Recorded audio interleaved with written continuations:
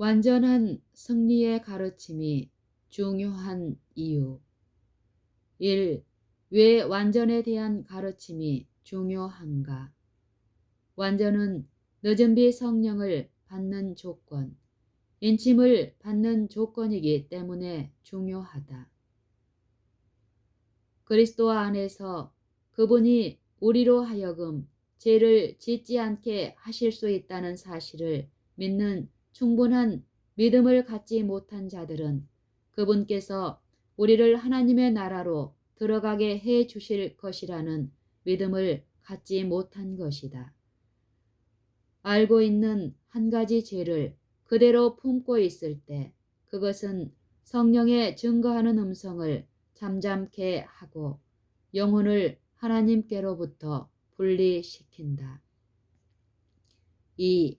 마지막 시대의 성도들, 즉 마지막 세대의 구원뿐만 아니라 인류 역사 6천년 동안 계속되어 온 사단의 고소, 즉 피조물은 하나님의 율법을 순종할 수 없다는 주장을 무력화시킴으로써 하나님의 명예를 옹호할 수 있는 가르침이다. 하나님의 명예, 그리스도의 명예는 당신의 백성의 성품의 완전함에 달려 있다. 반드시 순종하는 일이 요구되며 또한 완전한 생애를 사는 것은 불가능한 일이라고 말하는 이들은 하나님께서 공의롭지 못하며 진리가 아니라고 하는 비난을 하나님께 돌리는 것이다. 단 한 번이라도 그것을 완전히 정복하기에는 무력하다고 표현함으로써 하나님의 명예를 손상시키지 말라.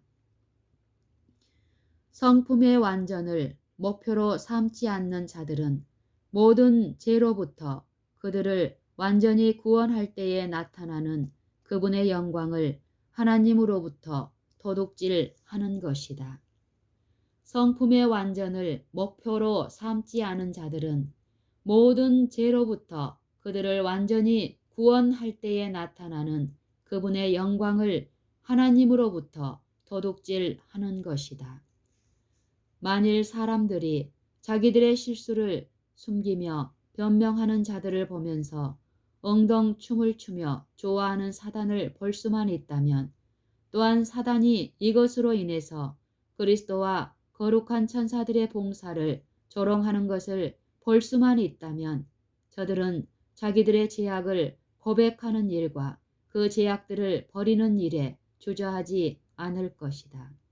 사단은 사람들이 죄를 이기는 것은 불가능하다고 하는 그의 치명적인 계변으로서 그리스도의 제자들을 끊임없이 속이려고 하고 있다. 2. 완전의 정의란 무엇인가? 완전은 하나님의 뜻과 계명에 굴복된 그리스도인의 성품을 의미한다. 완전이란 하나님의 뜻과 계명에 굴복된 그리스도인의 성품을 의미한다. 완전은 본성의 완전을 의미하는 것이 아니다. 예언의 시는 여러 차례에 걸쳐서 성품이 완전하게 될 필요성에 대하여 강조하고 있으며 그것은 하나님의 계명과 진리에 대한 완전하게 굴복된 성품을 의미한다. 한 가지 커다란 오해가 있는데 성경과 예언의 신에서 말하는 성품은 세상에서 일반적으로 말하는 성품과 그 의미에 있어서 전혀 다르다는 사실이다. 일반적으로 착하고 친절한 사람들을 가리켜서 그 사람 성품이 참 좋은데 라고 말하지만 예언의 신은 그리스도인의 성품을 계명에 순종하는 것으로 나타내고 있다. 즉 아무리 인간적으로 성품이 좋다고 할지라도 그 사람이 하나님의 진리와 계명에 순종하는 생애를 살지 않는다면 그러한 성품은 무의미한 것이다. 하나님의 율법은 성품이 측정되어야 할 표준이며 그의 생애가 율법과 조화되는 자는 신뢰하기에 합당한 자일 것이다. 예수께서는 청중들에게 하나님의 계명을 지키는 것은 곧 자신들 속에서 그리스도의 품성을 재현하는 것임을 계속해서 가르치셨다.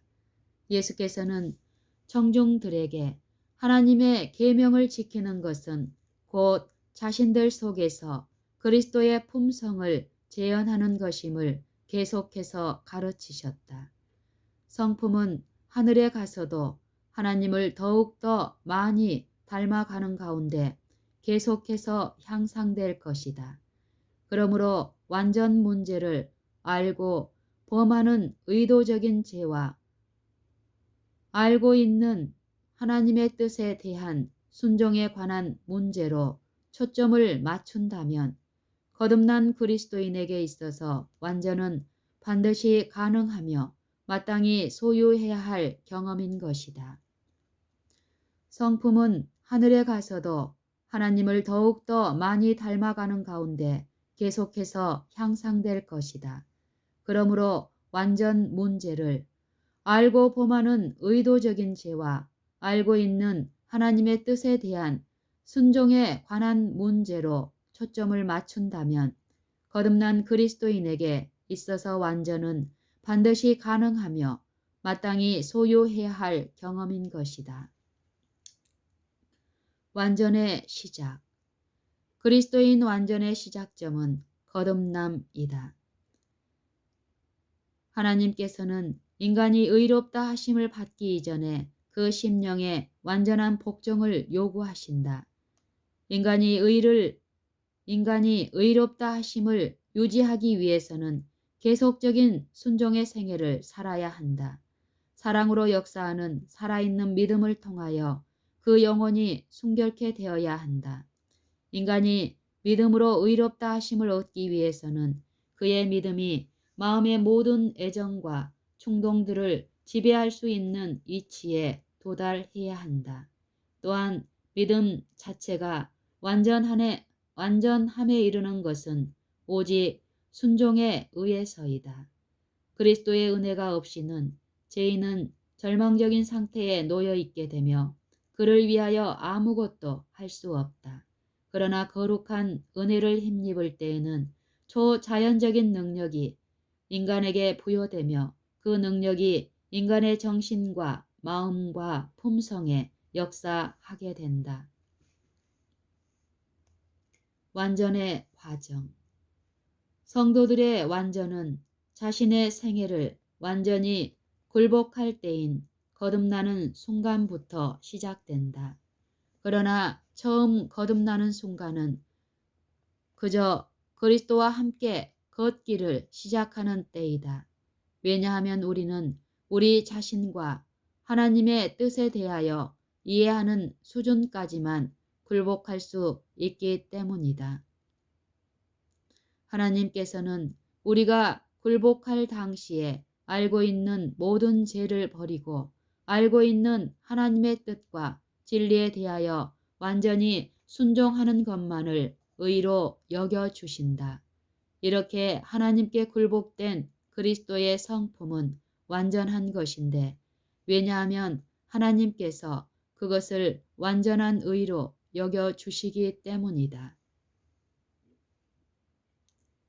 그러나 완전은 여기서 끝나지 않는다. 그것은 성경이 말하는 장성한 성품으로서 우리의 성품과 생애에 풍성한 열매를 맺어서 추수할 수 있을 정도로 성장해 나가는 과정이 있다. 우리에게 주어지는 빛이 밝아지고 하나님의 진리에 대한 지식이 증가됨에 따라서 우리의 굴복과 순종은 더욱 더 깊고 의미 있는 것으로 발전해 나가게 된다. 만일 우리가 죄를 우리의 선택 여하에 달린 것으로 본다면 우리는 죄를 짓지 않기로 선택할 수 있다는 사실 또한 믿어야 한다. 시험하는 자는 결코 억지로 우리로 하여금 악을 행하게 할 수는 없다. 그는 우리의 마음이 그의 지배에 굴복하지 않는 한 이를 주관할 수가 없다. 우리의 의지가 먼저 승낙하고 우리의 믿음의 손이 그리스도를 놓기 전에 사단은 자기의 세력을 우리에게 행사할 수 없는 것이다. 그러나 우리가 품고 있는 모든 악한 생각은 사단에게 발판을 주는 것이다.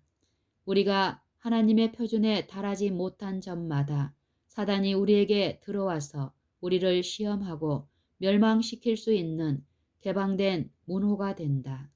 우리가 실패하고 패배를 당할 때마다 사단이 그리스도를 비방할 기회를 제공하는 것이 된다. 만약 그리스도께서 우리 마음속에 살아 계시다면 우리는 예수께서 범죄치 않으신 것처럼 우리로 죄 짓기를 거절할 수 있다. 그리스도께서 우리의 마음 속에 들어오시면 죄가 나가고 죄가 들어오면 그리스도께서 나가는 단순한 원리이다. 우리는 그리스도와 죄를 동시에 우리의 마음 보좌에 모실 수 없다. 그리스도께서는 나누인 마음을 용납하지 않으신다. 장성한 완전의 상태는 그리스도께서 전적으로 우리의 마음과 생애를 주장하시므로 우리가 반역적인 선택을 하지 않는 것이다. 바로 이러한 완전한 승리의 경험을 하는 그리스도인들에게 하나님의 인이 처지며 늦은 비가 내려지게 된다. 그들은 놀라운 능력을 가지고 일요일 강제령의 핍박하에서도 세상에 나아가 복음을 전파하게 된다. 하나님께서 당신의 놀라운 성령의 능력을 당신께서 신뢰할 수 있는 자들에게만 주실 것이라는 사실은 너무나 당연하지 않는가? 3. 완전한 승리는 가능하며 필수적인 것인가? 완전, 그것은 가능한 것인가? 예수 그리스도와 십자가를 바라보고 있는 그리스도인이 과연 죄를 범할 수 있는가? 완전은 그리스도의 사랑에 관한 이야기이다. 그리스도의 사랑을 맛보고 바라보는 자가 나는 죄를 이길 수 없어요 라고 말할 수 있을까? 자신의 죄를 대신 진 상태로 십자가에서 피 흘리시는 그리스도를 바라보면서 죄를 어느 정도는 버릴 수 있지만 완전히 버릴 수는 없어요 라고 말할 수 있을까? 완전 문제는 메마른 율법주의에 대한 이야기가 아니다. 그것은 그리스도의 피 묻은 사랑과 그것에 대한 우리의 반응이다. 죄에 대한 완전한 승리는 가능한가? 만약 가능하다면 언제 그것이 가능하게 될 것인가? 만일 예수 재림 때에 성도들이 홀연히 변화되기 때문에 그때까지는 아무도 죄에 대하여 완전히 승리를 거둘 수 없다는 것이 진리라면 우리는 더 이상 완전 문제에 대하여 이야기할 필요가 없다.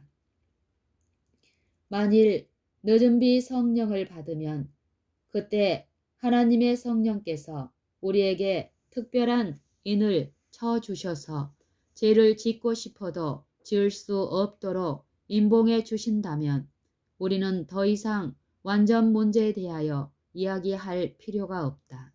왜냐하면 그때가 되면 자동적으로 우리 모두 완전하게 될 것이기 때문이다.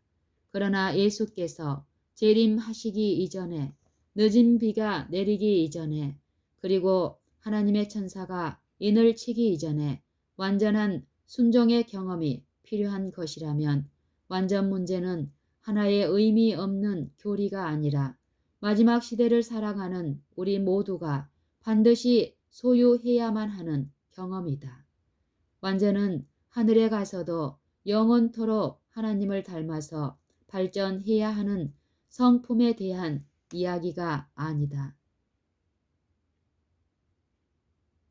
완전은 재림 신도들이 넷째 계명뿐만 아니라 나머지 모든 계명에 대해서도 마음과 생애로 순종해야 한다는 가르침이다. 완전은 자신이 알고 있는 빛, 자신이 알고 있는 진리, 그리고 자신의 양심 속에 정확한 음성으로 말씀하시는 성령의 음성에 대한 완전한 굴복을 의미한다. 그러면 그대와 내가 예언의 신이라고 믿고 있는 말씀이 완전에 대하여 무엇이라고 말하고 있는지 살펴보도록 하자. 우리는 우리를 위하여 창에 찔리신 그리스도를 바라보게 될 때 우리가 율법을 범하면서도 그분의 은총을 계속해서 누릴 수는 없다는 것을 알게 될 것이다. 우리는 죄인으로서 우리가 그리스도의 공로를 굳게 붙들고 죄 짓기를 중단해야만 한다는 것을 느낄 것이다. 믿음의 주요 온전케 하시는 예수님을 바라보는 사람들에게 유혹은 아무런 힘도 갖고 있지 못하다. 사단은 모든 면에 우리들과 같이 시험을 받으셨으되 죄가 없으신 주님의 고결하신 성품을 믿음으로 받아들이는 사람에게 죄를 짓게 할 수 없다. 그러므로 하늘에 계신 너희 아버지의 온전하심 같이 너희도 온전하라. 이 명령은 허락이다. 구속의 경륜은 우리가 사단의 권세에서 완전히 회복됨을 계획한다. 그리스도께서는 항상 겸비한 영혼을 죄에서 분리시킨다. 그리스도께서는 마귀의 역사를 멸하시기 위하여 오셨으며 모든 회개하는 영혼에게 성령을 주셔서 그로 죄를 범하지 않는 길을 마련하셨다. 유혹자의 힘이 그릇된 행동에 대한 구실로 설명되어서는 안 된다. 사단은 그리스도를 따른다고 공언하는 사람들이 말하는 이러한 소리를 들을 때에 기뻐한다. 죄의 길로 인도하는 것은 바로 이런 핑계이다. 죄를 범하는 일에 핑계가 있을 수 없다. 거룩한 기질, 그리스도와 같은 생애가 모든 회개하고 믿는 하나님의 자녀에게 이루어질 수 있다. 그리스도인 품성의 이상은 그리스도와 같이 되는 것이다. 인자하신 그리스도의 생애가 완전하였던 것처럼 그리스도를 따르는 자들도 저희 생애가 완전하여야 한다. 사람이 그리스도를 받아들일 때에는 그는 그리스도의 생애를 살 수 있는 능력도 받아들인다. 우리는 승리할 수 있다. 그렇다. 완전하게 승리할 수 있다. 우리가 모든 악한 기질, 모든 죄, 모든 유혹을 이기고 최후에 그분과 함께 설 수 있도록 우리에게 피할 길을 마련해 주시기 위하여 예수께서는 돌아가신 것이다. 그리스도를 믿는 믿음을 통하여 하나님의 모든 계명을 지키는 자들만이 아담이 범죄 전에 살았던 죄 없는 상태에 도달할 것이다. 그들은 그분의 모든 계명을 순종함으로써 그리스도께 대한 그들의 사랑을 증거하게 된다. 믿음으로 하나님의 계명들을 순종하는 매 사람마다 아담이 범죄하기 이전에 살았던 상태에 이를 것이다. 가장 강한 유혹일지라도 죄에 대한 핑계가 될 수 없다. 아무리 그 압력이 크게 그 영혼에게 미쳐올지라도 죄악은 우리 스스로의 행위이다. 지상이나 지옥의 세력이 어떤 사람에게 죄를 짓도록 강요할 수 없다. 의지가 먼저 동의하고 마음이 굴복되어야만 한다. 그렇지 않고서는 정욕이 이성을 능가할 수 없고 죄는 의를 뒤엎고 승리할 수 없는 것이다.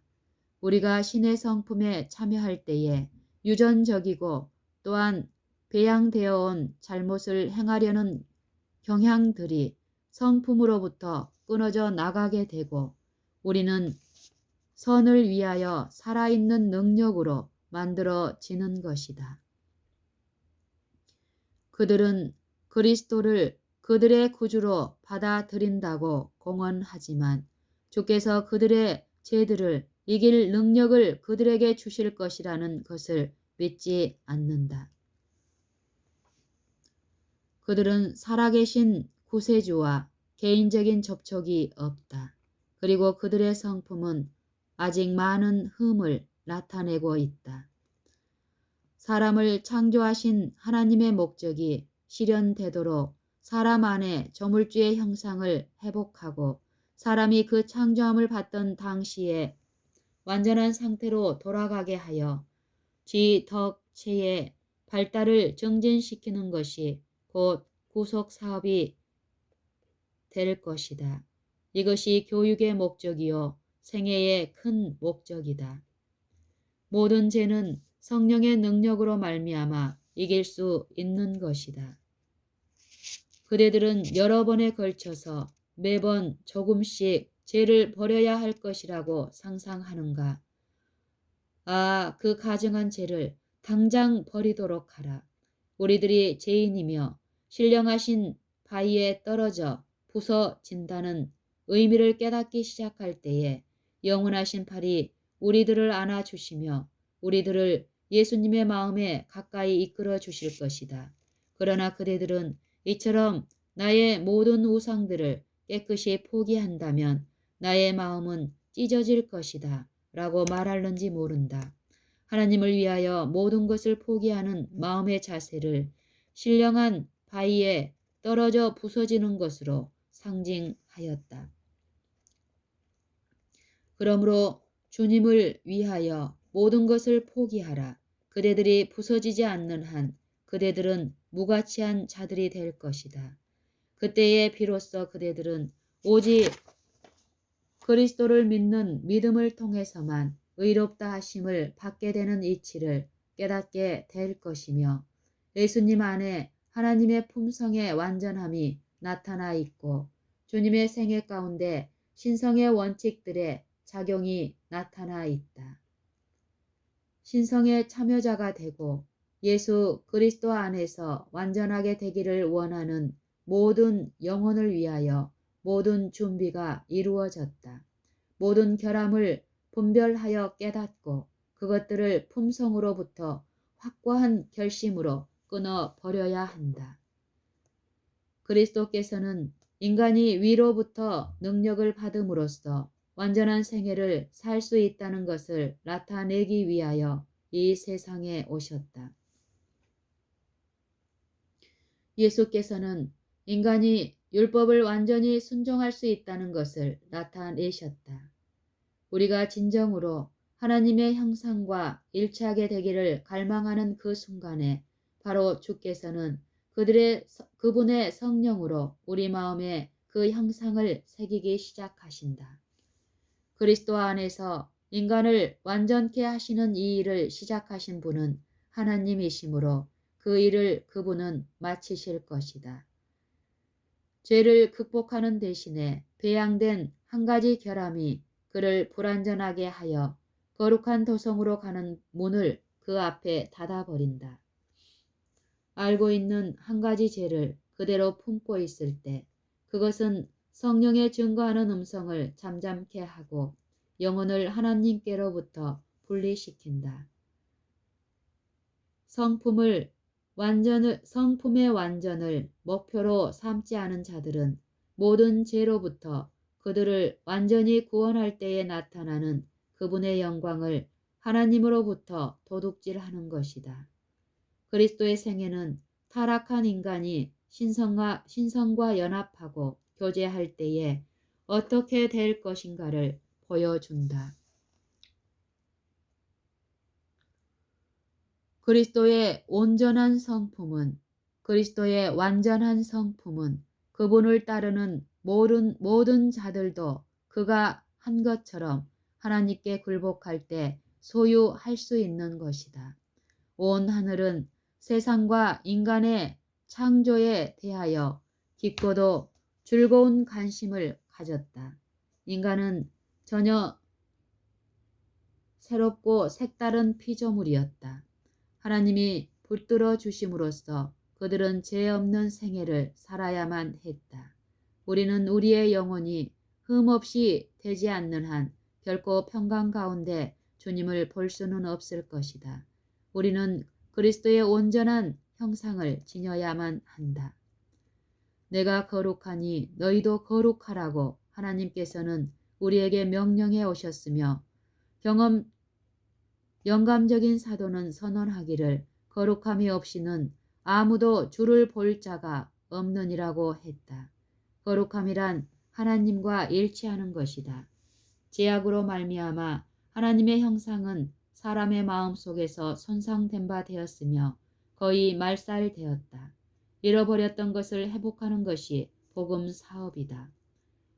완전 거룩한 하나님께서 사람들에게 주셨던 원칙들을 수행하는 일에 있어서 이보다 간단히 성공을 가져다 준 것은 없었다. 심령의 거룩함과 생애의 순결은 그리스도의 가르침 중에서 위대한 주제였다. 그리스도께서는 우리에게 불가능한 것을 요구하셔서 우리로 안달하게 하시는가? 아니다.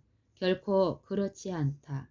아버지께서 자신의 영역에서 거룩하신 것처럼 우리도 우리의 영역 안에서 거룩하게 되도록 도와주실 그분이 얼마나 존귀를 받아야 하는가.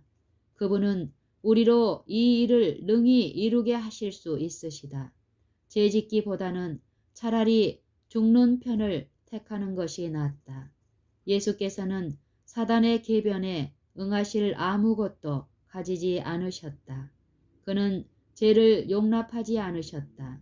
그는 생각까지라도 시험에 굴복하시지 않으셨다. 우리도 그리할 수 있는 것이다. 그리스도의 인성은 신성과 연합되었다.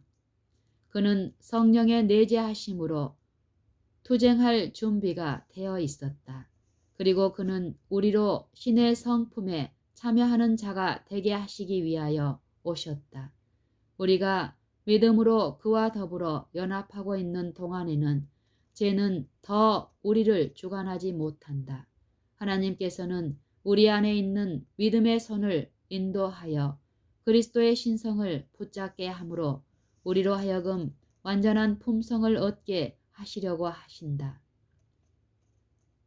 우리가 진정으로 하나님의 형상과 일치하게 되기를 갈망하는 그 순간에 바로 주님께서는 그분의 성령으로 우리 마음에 그 형상을 새기기 시작하는 것이다. 4. 점도 없고 흠도 없다는 말의 의미. 참된 그리스도인은 거룩함을 경험한다. 그의 양심에는 죄책감의 점이 없고 그의 영혼에는 부패의 흠이 없다. 혈과 육으로 태어난 옛 몸은 하나님의 왕국을 유업으로 받을 수 없다. 옛 습관과 유전적으로 이어받은 성향들은 포기되어야만 한다. 새로운 출생, 즉 거듭남은 새로운 동기, 새로운 입맛, 새로운 성향을 가져다 준다. 성령에 의하여 새로운 생명을 받은 자들은 신의 성품에 참여하게 된다. 그들의 모든 습관과 행습은 그들이 그리스도와 관계를 맺고 있다는 사실을 증거해 준다.